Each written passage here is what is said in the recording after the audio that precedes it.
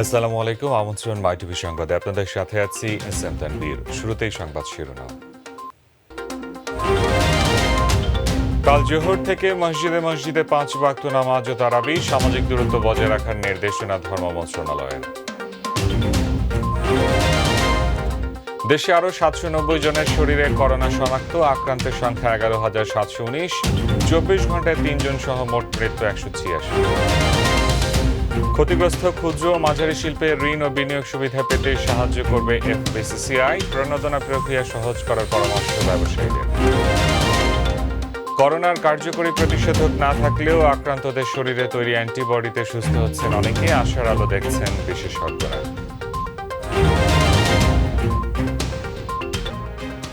শুনলেন শিরোনাম, এবারে বিস্তারিত। আগামীকাল জোহর থেকে মসজিদে মসজিদে 5 ওয়াক্ত নামাজ ও তারাবি পড়া যাবে বলে জানিয়েছে ধর্ম মন্ত্রণালয়। তবে সামাজিক দূরত্ব বজায় রাখতে হবে। এর আগে গত 6 এপ্রিল ধর্ম মন্ত্রণালয় জরুরি বিজ্ঞপ্তি জারি করার পর বিকেল থেকে মসজিদের মাইকে মুসল্লিদের মসজিদে না এসে বাসায় নামাজ পড়তে বলা হয়। মুসল্লিদের বাসায় নামাজ পড়ার সরকারের সিদ্ধান্তের পর আইন শৃঙ্খলা বাহিনী মসজিদে মসজিদে গিয়ে ইমাম, খতিব ও মসজিদ কমিটির সদস্যদের এ নির্দেশনার কথা জানান। প্রতিদিনই ভাঙছে করোনা শনাক্ত রেকর্ড। দেশে 24 ঘন্টায় আরও 790 জনের শরীরে করোনা ভাইরাসের সংক্রমণ শনাক্ত হয়েছে। এটি এখন পর্যন্ত একদিনে সর্বোচ্চ শনাক্ত। এ নিয়ে দেশে ভাইরাসটিতে মোট আক্রান্তের সংখ্যা দাঁড়ালো 11,719 জনে। এছাড়া দেশে করোনা ভাইরাসে আক্রান্ত হয়ে আরও 3 জনের মৃত্যু হয়েছে। এ নিয়ে মোট দেশে করোনায় মৃত্যু হলো 186 জনের। বুধবার দুপুরে স্বাস্থ্য অধিদপ্তরের করোনা ভাইরাস বিষয়ক নিয়মিত হেলথ বুলেটিনে এ তথ্য জানান অতিরিক্ত মহাপরিচালক অধ্যাপক ডাক্তার নাসিমা সুলতানা। গত 24 ঘন্টায় নমুনা সংগৃহীত হয়েছে 6,771টি। এর মধ্যে পরীক্ষা হয়েছে 6,241টি, যা গত দিনের তুলনায় 9.28% বেশি। এবং এ পর্যন্ত নমুনা পরীক্ষা হয়েছে 99,646টি। যা নমুনা 24 ঘন্টায় পরীক্ষা হয়েছে তার মধ্যে শনাক্ত হয়েছে 790 জন। এবং এ পর্যন্ত শনাক্ত ব্যক্তি 99,646 জন। গত 24 ঘন্টায় মৃত্যু হয়েছে 3 জনের এবং এ পর্যন্ত 186 জন। দর্শক, আমরা অন্য স্টুডিওতে চলে যাচ্ছি করোনার সবশেষ পরিস্থিতি জানতে। সেখানে রয়েছেন আমাদের সহকর্মী মুবালিক করিম। মুবালিক, করোনার সর্বশেষ কি পরিস্থিতির খবরাখবর রয়েছে আপনার কাছে?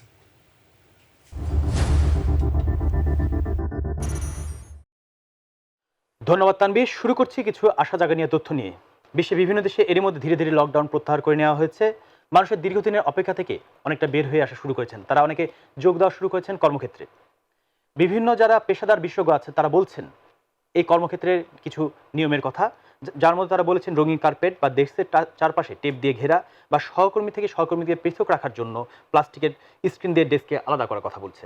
এখন এক নজর জানাচ্ছি সারা বিশ্বের চিত্র। এখন পর্যন্ত সারা বিশ্বে আক্রান্ত প্রায় 37,41,489 জন, আর মৃত্যু হয়েছে প্রায় 2,58,512 জন, আর সুস্থ হয়ে বাসায় ফিরেছেন প্রায় 12,47,610 জন। এরপরে বাংলাদেশের কথা বলছি। বাংলাদেশে প্রায় 11,719 জন আক্রান্ত, মৃত্যু হয়েছে 186 জন, আর সুস্থ হয়েছেন 1,403 জন। মার্কিন যুক্তরাষ্ট্রে 12,37,761 জন, মৃত্যু হয়েছে এখন পর্যন্ত 72,275 জনের, আর সুস্থ বাড়ি ফ্রেন্স প্রায় 2 লাখ ছাড়িয়েছে কিন্তু। আর স্পেনে প্রায় 2.5 লাখের বেশি এখন পর্যন্ত আক্রান্ত, মৃত্যু হয়েছে 25,000-এর বেশি, আর সুস্থ হয়েছেন প্রায় 1.5 লাখের বেশি।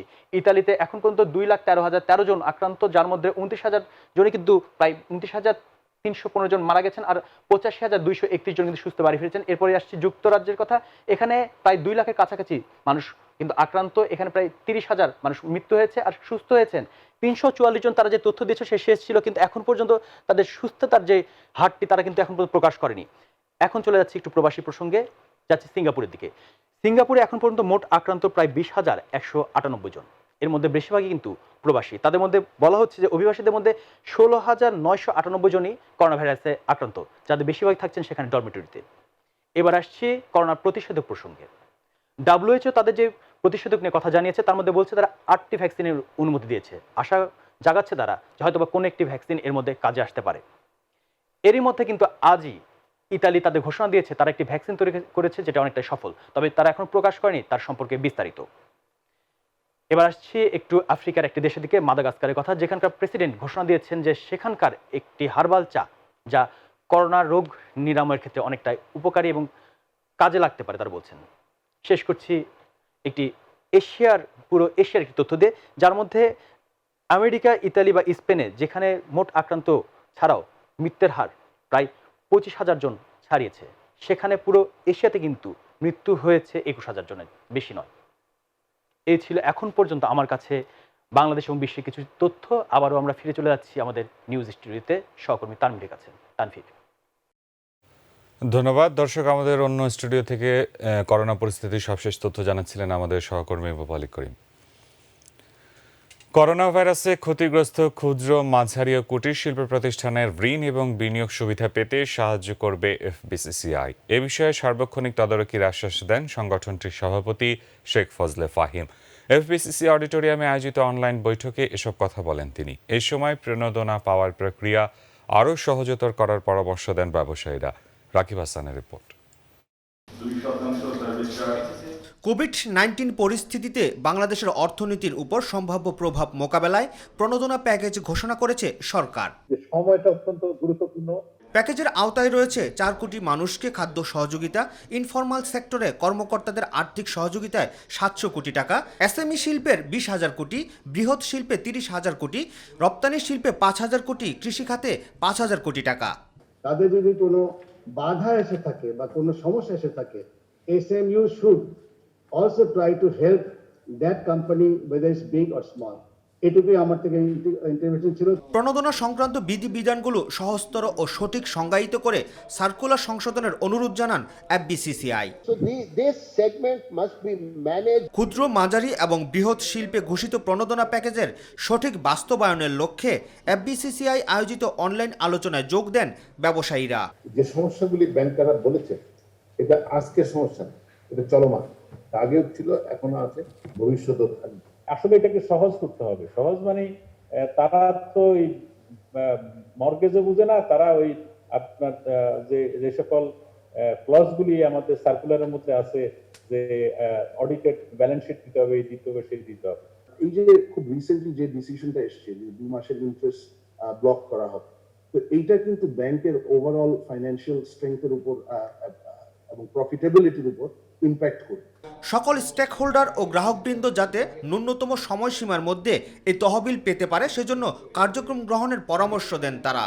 এসএমইদেরকে এবারে আলাদাভাবে ট্রিট করার জন্যই সেপারেট প্যাকেজ আমরা উল্লেখ করেছি। যদি আমাদের রেগুলেটররা, পলিসি মেকাররা প্রথমেই যদি একটু বসে আলাপ করে নিতে, সবাই আন্তরিকতা নিয়ে দেশের জন্য এবং এই একটা মুহূর্তে, এই যে ক্রাইসিস মুহূর্তে আমরা সবাই এটা সমাধানের জন্য চেষ্টা করব। কিভাবে কোন জায়গা থেকে সহযোগিতা করা যায় সেটা আমাদেরকে করতে হবে, এবং সেটা করার জন্য আমরা প্রস্তুত আছি। আপনারা আমাদেরকে বলুন কি করতে হবে, কোথায় কি করতে হবে, আমরা করব।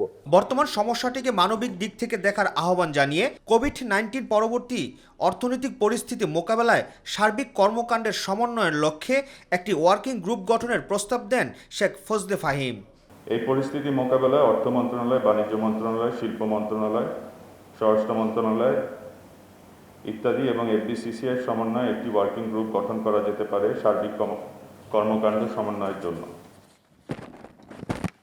আমাদের যে স্টিমুলাস প্যাকেজগুলো এসছে, সেটা যে সার্কুলারগুলো অ্যামেন্ডেড হচ্ছে, এটা একটা চলমান প্রক্রিয়া, এবং এখানে আমরা বাস্তবায়নে যখন যে সমস্যাগুলো দেখছি অথবা অনুধাবন করছি, ওগুলো আমরা সেইভাবে যোগাযোগ করে সঠিক করার চেষ্টা করছি। রাকিব হাসান, মাই টিভি, ঢাকা। যদি এখনও আবিষ্কার হয়নি করোনা ভাইরাসের কোনো কার্যকরী প্রতিষেধক, তবুও সেরে উঠছেন অধিকাংশ আক্রান্ত ব্যক্তি, কারণ শরীর নিজেই সারিয়ে ফেলছে নিজেকে, যে অনেকটা আশার কথা বলছেন বিশেষজ্ঞরা। শরীর সারিয়ে তোলা সেই অ্যান্টিবডির আরও তথ্য মোবালিক করিমের রিপোর্টে। নেই প্রতিষেধক, তাই বলে কি করোনা আক্রান্তরা সেরে উঠছেন না? উঠছেন, যার সংখ্যাও নেহাতি কম নয়। কিন্তু কিভাবে?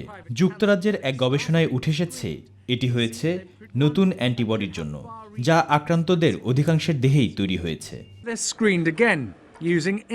তবে এই অ্যান্টিবডি তাদের ইমিউনিটি দিচ্ছে কিনা কাঙ্ক্ষিত সেই প্রশ্নের উত্তর এখনও মেলেনি।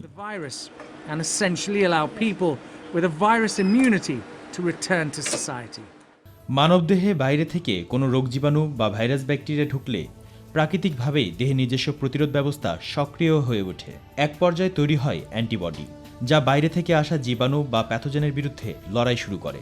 এছাড়া অ্যান্টিবডি ওই ভাইরাসকে নিজস্ব স্মৃতিতে সংরক্ষণ করে, ফলে আবারও ওই একই ভাইরাসের আক্রমণ হলে অ্যান্টিবডি সহজেই ভাইরাসকে ধ্বংস করে ফেলতে পারে।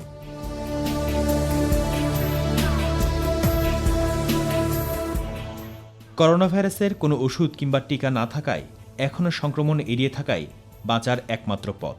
টিকা আবিষ্কারে বিভিন্ন দেশের বিজ্ঞানীরা জোরে সোরে নামলেও তা আসতে অন্তত 18 মাস সময় লাগবে বলে ধারণা করা হচ্ছে।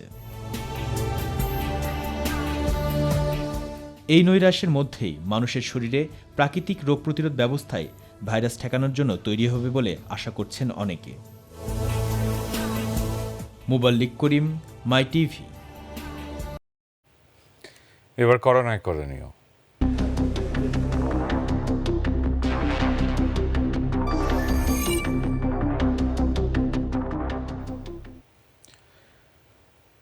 এবার করোনায় আক্রান্ত একজন চিকিৎসকের সুস্থ হওয়ার গল্প।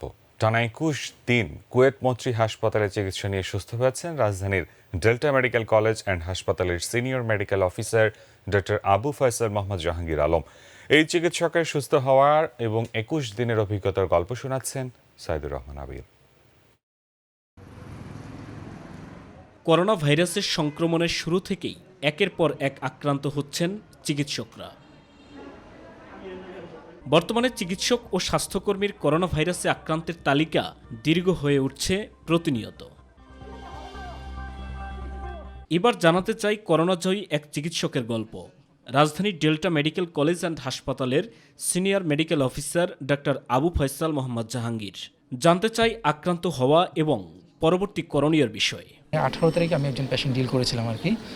ওই পেশেন্টের পরবর্তী 20 তারিখ কোভিড-19 পজিটিভ আসে আর কি। তো 20 তারিখ রাতে আমার জ্বর আসে, টেস্ট করি এবং ভাই আমাকে ওই দিন সন্ধ্যার দিকেই রেজাল্টটা জানায় আর কি। তো রেজাল্ট তখন জানায়, যেহেতু একটু ঘাবড়ে গিয়েছিলাম ঠিক আছে, কিন্তু এই পরের দিন সন্ধ্যার দিকে আমার শ্বাসকষ্ট শুরু হয়।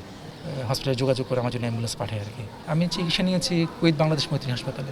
কতদিন ছিল ওখানে? 21 দিন ছিলাম। চিকিৎসায় 21 দিনের ওষুধ সেবন এবং খাবারের বিষয়ে জানান তিনি। প্রথম দিন আমার অক্সিজেন প্রয়োজন ছিল। মানে আমার কাছে মনে হয় যে অক্সিজেন না পেলে হয়তো কী হতো আল্লাহ জানি না, কিন্তু অক্সিজেন দেওয়াতেই আমি আল্লাহ তাআলা আমাকে বাঁচিয়ে দিচ্ছি, আমার কাছে মনে হয়েছে আর কি। বিশেষ করে অ্যাম্বুলেন্সে যখন উঠি, অ্যাম্বুলেন্সে কিছু দূর যাওয়ার পরে আমার শ্বাসকষ্ট খুব সিভিয়ার আগে ধারণ করে। তখন অ্যাম্বুলেন্সে যিনি ছিলেন ড্রাইভার সাহেব, ওনাকে বলে যে ভাই গাড়িটা একটু থামান, আমার অক্সিজেন লাগবে। তো উনি আমাকে অক্সিজেন দিয়ে দেয়। ওনারা যেটা দিয়েছে, অ্যান্টিবায়োটিক দিয়েছে, কিছু আপনার ঠান্ডা কাশির জন্য ওষুধ দিয়েছেন। আর আমরা সাধারণত এগুলো ছাড়াও যে গরম পানির কথা বলছি, এগুলো গরম পানি খেয়েছি, প্লাস গরম পানি দিয়ে গার্গল করা, গরম পানির যে স্টিম ইনহেলেশন ওটা নেওয়া, আদা লেবু দিয়ে রং চা খাওয়া, এগুলো করেছি আমি। কোন পর্যায়ে কতবার পরীক্ষার পর নিশ্চিত হলেন তিনি করোনা মুক্ত? টোটাল 7 বার টেস্ট করেছেন আর কি। 7 বারের মধ্যে হসপিটালে যখন ছিলাম 6 বার টেস্ট করা হয়েছিল। 6 বারের মধ্যে লাস্ট 2টা নেগেটিভ ছিল, আর বাসায় আসার পরে আরেকটা টেস্ট করেছি, তো 3টে টেস্ট নেগেটিভ ছিল। তবে করোনা ভাইরাসে আক্রান্ত হওয়া রোগীদের প্রতি মানুষের যে দৃষ্টিভঙ্গি তা পাল্টানোর জন্য সকলের প্রতি আহ্বান জানান করোনাজয়ী চিকিৎসক আবু ফয়সাল মোহাম্মদ জাহাঙ্গীর। আমরা করোনা আক্রান্ত হলে মানুষজনকে দেখছি যে অনেকেই বিশেষ করে যে বাসায় থাকছে, বাসার মালিক তাদেরকে বাসা থেকে বের করে দিতে চাচ্ছে, বা আশপাশের লোকজন ভয় পাচ্ছে, একঘরে করে দিচ্ছে। মানে আক্রান্ত লোককে এমনভাবে মনোভাব দেখাতে হবে যে সে আপনারই আপনজন। তো আমি হাসপাতালে যখন ছিলাম তখন দেখলাম যে এরকমই একজন মা ভর্তি ছিল। মায়ের জন্য ছেলে করোনা নেগেটিভ, কিন্তু হ্যাঁ সে নিজের জীবনের ঝুঁকি নিয়ে মায়ের জন্য হাসপাতালে ফুল টাইম ছিল। আর একজন বৃদ্ধ ডক্টর ছিলেন, অবশ্য স্যারের বয়স বেশি ছিল, স্যারের মেয়ে স্যারের সাথে ছিল। দেশের মানুষের অসচেতনতা দেখে একজন চিকিৎসক হিসেবে তিনি উদ্বিগ্ন বলে মন্তব্য করেন। করোনা মোকাবেলায় সকলের মধ্যে সচেতনতা সৃষ্টির কোনো বিকল্প নেই। সবাই মুখে আছে, কিন্তু যেটা আমার কাজ করা দরকার সেটা অ্যাকচুয়ালি হচ্ছে না। সাইদুর রহমান আবির, মাই টিভি, ঢাকা। বৌদ্ধ ধর্মাবলম্বীদের সবচেয়ে বড় ধর্মীয় অনুষ্ঠান বুদ্ধ পূর্ণিমা আজ। গৌতম বুদ্ধের শুভজন্ম, বোধিজ্ঞান ও মহাপরিনির্বাণ লাভ, এই 3 ঘটনার স্মৃতি বিজড়িত বুদ্ধ পূর্ণিমা। বুদ্ধ পূর্ণিমা উপলক্ষে রাষ্ট্রপতি মোহাম্মদ আব্দুল হামিদ এবং প্রধানমন্ত্রী শেখ হাসিনা পৃথক বাণী দিয়েছেন। বাণীতে তারা বুদ্ধ পূর্ণিমা উপলক্ষে বাংলাদেশ সহ বিশ্বের সব বৌদ্ধ ধর্মাবলম্বীদের শুভেচ্ছা ও অভিনন্দন জানান। করোনা ভাইরাস পরিস্থিতির কারণে এবার এই উৎসবটি অনাড়ম্বরভাবে উদযাপন করা হচ্ছে। ঢাকা ৫ আসনের সংসদ সদস্য হাবিবুর রহমান মোল্লা আর নেই। সকাল 10:15 রাজধানীর একটি হাসপাতালে চিকিৎসাধীন অবস্থায় মৃত্যুবরণ করেন তিনি। ইন্না লিল্লাহি ওয়া ইন্না ইলাইহি রাজিউন। এর আগে শারীরিক অবস্থার অবনতি হলে মঙ্গলবার সন্ধ্যা থেকে তাকে হাসপাতালের আইসিইউতে লাইফ সাপোর্টে রাখা হয়। হাবিবুর রহমান দীর্ঘদিন ধরে ডায়াবেটিস, উচ্চ রক্তচাপ সহ বিভিন্ন রোগে ভুগছিলেন। তার মৃত্যুতে শোক প্রকাশ করেছেন রাষ্ট্রপতি আব্দুল হামিদ, প্রধানমন্ত্রী শেখ হাসিনা।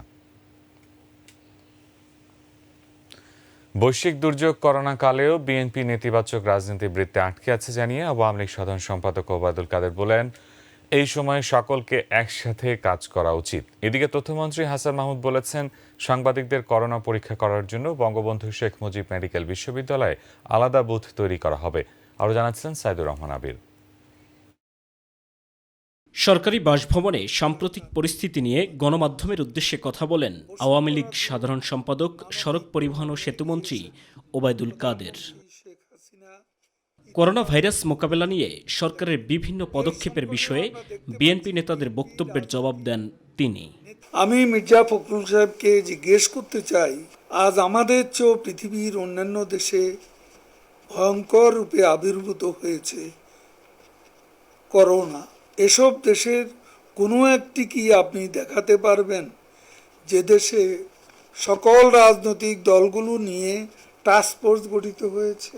যুক্তরাষ্ট্র, যুক্তরাজ্য সহ যেসব দেশে টাস্ক ফোর্স হয়েছে সেগুলো চিকিৎসা তথা ভ্যাকসিন রিলেটেড, এটা রাজনৈতিক কোনো টাস্ক ফোর্স নয়।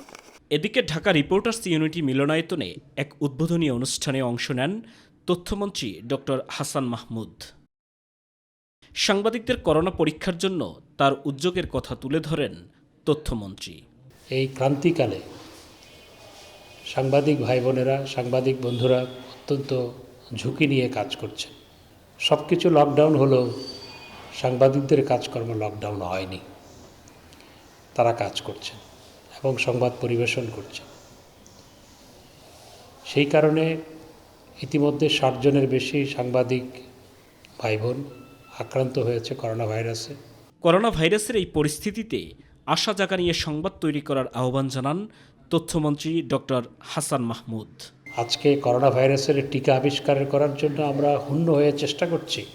সাইদুর রহমান আবির, মাইটিভি, ঢাকা। করোনা ভাইরাসের আতঙ্কে এখন অনেকে বাড়িতে এসি পর্যন্ত ব্যবহার করছেন না, কিন্তু প্রচণ্ড গরমে ঘেমে তারা আবার আক্রান্ত হচ্ছেন সর্দি কাশিতে। অন্যদিকে অফিসগুলোতে এসি না চালিয়েও উপায় নেই। বিদ্যমান পরিস্থিতিতে ঠিক কত তাপমাত্রায় বাড়িতে কিংবা অফিসে এসি চালানো উচিত, সেই প্রশ্ন এখন মুখ্য হয়ে উঠছে। আমিনুল মজলিসের বিশেষ রিপোর্টে বিস্তারিত। করোনা আতঙ্ক থেকে বাঁচতে পরিচ্ছন্নতার পাশাপাশি বিশ্বব্যাপী নেওয়া হচ্ছে নানা পদক্ষেপ। এরই অংশ হিসেবে বাসাবাড়িতে এমনকি অফিসেও এসি বন্ধ রাখছেন অনেকেই, কিন্তু দীর্ঘদিনের অভ্যস্ততায় তৈরি হচ্ছে নানা বিপত্তি। এসি চললে করোনা আতঙ্ক, আর বন্ধ করলে ভ্যাপসা গরমে সর্দি কাশি কিংবা অস্বস্তি। এমনই এক উভয় সংকট পরিস্থিতিতে Indian society of heating, refrigerating and air condition ইঞ্জিনিয়ার্সের গবেষণা বলছে 24 থেকে 30 ডিগ্রি সেলসিয়াস তাপমাত্রায় সংক্রমণ হয় সবচেয়ে কম। তাই এসি চালানোর ক্ষেত্রে এই তাপমাত্রা বজায় রাখার পরামর্শ তাদের। तो ये जो धारणा है, ये जो एक रूमर फैल रही है कि एसी की वजह से एक्चुअली कोरोना वायरस फैल सकता है, क्योंकि एसी बाहर से हवा लेते हैं, एसी बाहर से कोई हवा नहीं लेता है। আর বিশেষজ্ঞদের মতে এসি চলাকালীন জানালা কিছুটা সময় খুলে রাখা উচিত, কারণ জানালা দরজা বন্ধ করে এসি চালালে বাইরে যেতে পারে না ঘরের ভেতরকার জীবাণু। আর শুষ্ক আবহাওয়ার ক্ষেত্রে আর্দ্রতা যেন কখনোই 40% নিচে না নামে।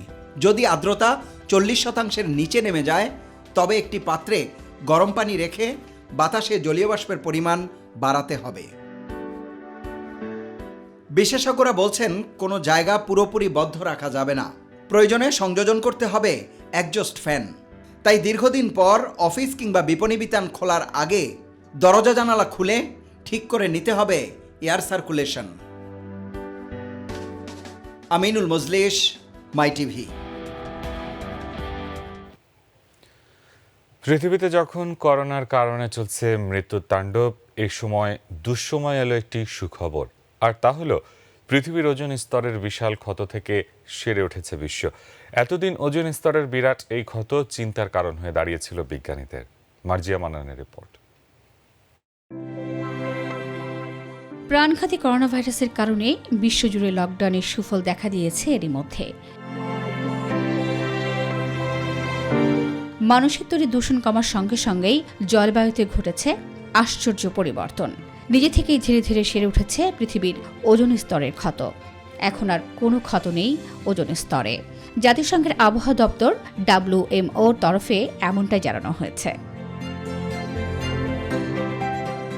পৃথিবীর বায়ুমণ্ডলের উপরিভাগে স্ট্র্যাটোস্ফিয়ারে ওজোন গ্যাসের পাতলা চাদর আসলে পৃথিবীর এক শক্তিশালী বর্ম। কিন্তু মানুষের তৈরি দূষণ জলবায়ুতে এমন বদল আনছে যে ওজনের সেই চাদর পড়েছে ক্ষতির মুখে। এতদিন ওজোন স্তরের এই বিরাট ক্ষত হাড় হিম করে দিয়েছিল বিজ্ঞানীদের।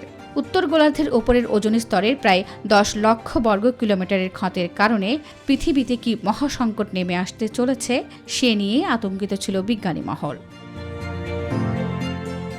ওজোন স্তরের বেহাল অবস্থার জন্য দায়ী chlorofluorocarbon, bromine, chlorine gas, methyl chloroform, methyl bromide ইত্যাদির উৎপাদন ও ব্যবহার। গত কয়েক দশকে বাতাসে এই সব গ্যাসের পরিমাণ বেড়েছে, ফলে বেড়েছে ওজোন স্তরের ছিদ্র। বিজ্ঞানীরা বলছেন, মানুষ ঘরে থাকায় জৈব ও রাসায়নিক দূষণের দাপট কমায় ক্লোরোফ্লোরোকার্বন কম নির্গত হচ্ছে বাতাসে, যার প্রভাব পড়েছে জলবায়ুতে। ফলে ধীরে ধীরে সেরে উঠেছে ওজোন স্তরের ক্ষত। কথায় বলে, পৃথিবী তার নিজের রক্ষার উপায় নিজেই খুঁজে নিতে পারে। বাস্তবেও হয়েছে তাই।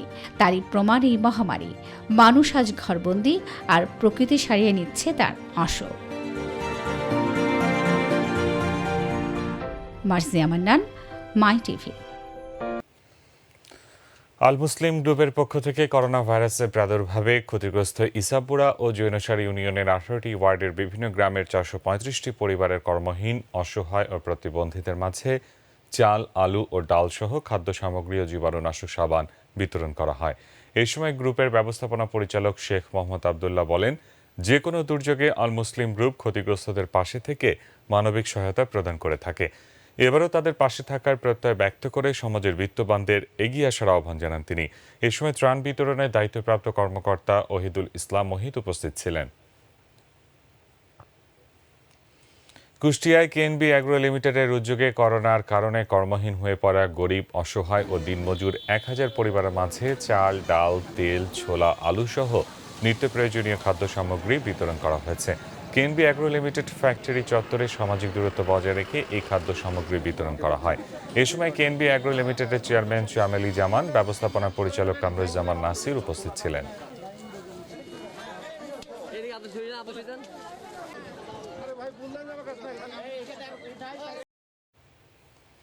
পুলিশের সাবেক আইজি AKM শহীদুল হকের নির্দেশে শরীয়তপুর জেলার নড়িয়া উপজেলা আওয়ামী লীগ নেতা আব্দুল জলিল সর্দারের নিজ তহবিল থেকে প্রায় 1500 অসহায় হতদরিদ্র পরিবারের মাঝে খাদ্য বিতরণ করা হয়েছে। নড়িয়া উপজেলার জবশা ইউনিয়নের বিভিন্ন এলাকায় হতদরিদ্র মানুষের মাঝে এই খাদ্য সামগ্রী বিতরণ করা হয়। এবারে খেলার সংবাদ।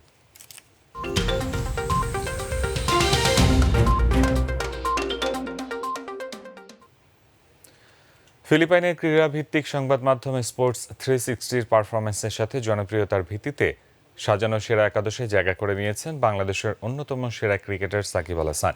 গত 15 বছরে ক্রিকেটের সংক্ষিপ্ত ফরম্যাট T20-তে যারা অংশ নিয়েছেন তাদের মধ্য থেকে বাছাই করেই সর্বকালের সেরা একাদশ সাজিয়েছে ফিলিপাইনের ক্রীড়াভিত্তিক সংবাদ মাধ্যম স্পোর্টস 360।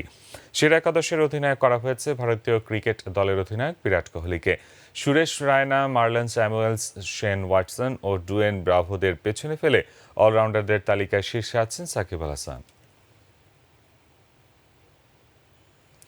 এরই সঙ্গে সংবাদের শেষ প্রান্তে আমরা, তবে যাবার আগে সংবাদ শিরোনামগুলো জানিয়ে দিচ্ছি আরও একবার। কাল জোহর থেকে মসজিদে মসজিদে 5 ওয়াক্ত নামাজ ও তারাবি সামাজিক দূরত্ব বজায় রাখার নির্দেশনা ধর্ম মন্ত্রণালয়ের। দেশে আরও 790 জনের শরীরে করোনা শনাক্ত, আক্রান্তদের সংখ্যা 11,719, 24 ঘন্টায় 3 জন সহ মোট মৃত্যু 146। ক্ষতিগ্রস্ত ক্ষুদ্র ও মাঝারি শিল্পে ঋণ ও বিনিয়োগ সুবিধা পেতে সাহায্য করবে বিসিসিআই, প্রণোদনা প্রক্রিয়া সহজ করার পরামর্শ ব্যবসায়ীদের। করোনার কার্যকরী প্রতিষেধক না থাকলেও আক্রান্তদের শরীরে তৈরি অ্যান্টিবডিতে সুস্থ হচ্ছেন অনেকে, আশার আলো দেখছেন বিশেষজ্ঞরা। এই ছিল এখনকার মতো, এতক্ষণ সঙ্গে থাকার ধন্যবাদ। এছাড়া ইউটিউবে মাইটিভি সংবাদ পেতে ভিজিট করুন youtube/mytv নিউজ এবং আমাদের অনুষ্ঠান দেখতে ভিজিট করুন youtube/mytv বাংলা, facebook/mytv বাংলা ও twitter/mytv বাংলা। পরবর্তী সংবাদ রাত 9:30 দেখার আমন্ত্রণ জানিয়ে বিদায় নিচ্ছি। দর্শক, করোনা সংক্রমণ রোধে সবাই ঘরে থাকুন, নিরাপদে থাকুন। আল্লাহ হাফেজ।